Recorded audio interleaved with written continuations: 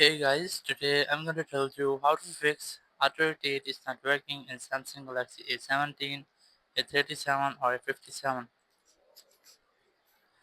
If you're using Galaxy A17, A37 or A57 and you're facing the issue that your auto rotate is not working, so let's see some possible fixes for this. So the very first thing, you just have to make sure that your auto rotate is enabled. You just have to scroll on your control center, and here you must see this type feature like portrait. You just have to click on it, and it will be switched to auto rotate. If you're unable to see this feature or this option here, just click on this pencil icon to edit your control center. Click on this add a control, and just locate the portrait or auto rotate feature here. Once you have located, just add it here, and then click on done.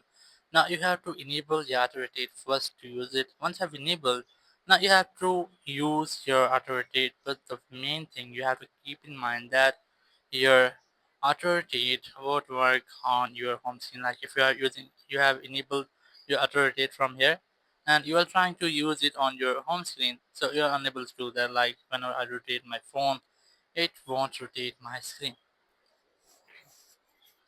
Now, to use your auto rotate, you have to open any app, any single app you can try.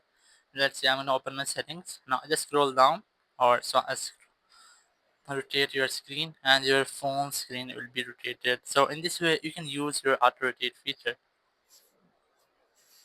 But if you're still facing the same issue, you have enabled your auto rotate and your auto rotate isn't working in your apps.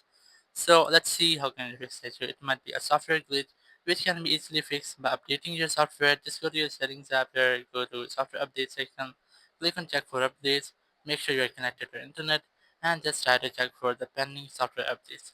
Once you updated your software, just scroll in control center, click on this power icon, click on restart, and then click on this restart button again.